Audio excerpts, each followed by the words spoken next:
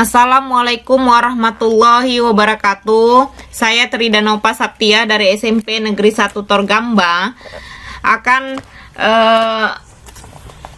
membuat tugas keempat, yaitu merekam layar desktop dengan suara dan penjelasannya.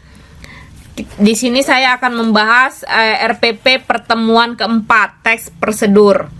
Teks prosedur itu adalah teks yang berisi langkah-langkah dalam melakukan sesuatu kegiatan, membuat sesuatu atau menggunakan alat.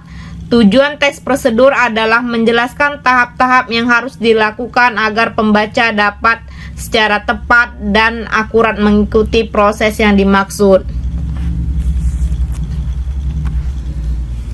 Teks prosedur dalam sehari-hari dapat kita lihat dari cara bermain gitar, membuat layang-layang, menari, membuat makanan,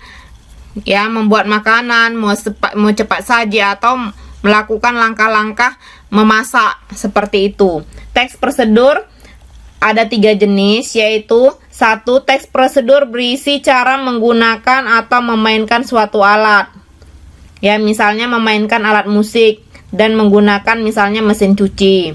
Teks prosedur berisi cara membuat sesuatu, ada bahan, cara, dan langkahnya. Teks prosedur yang ketiga yaitu teks prosedur berisi cara melakukan suatu kegiatan, yaitu cara menari dan melakukan olahraga tertentu.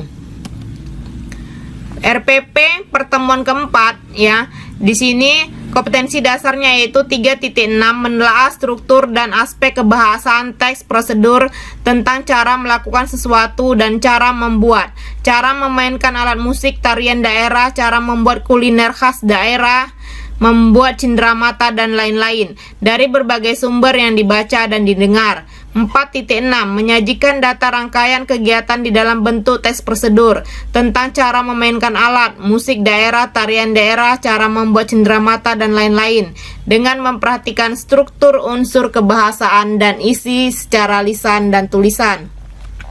Indikator pencapaian kompetensi yaitu menelaah hasil melengkapi teks prosedur dari segi struktur dan kaidah bahasa.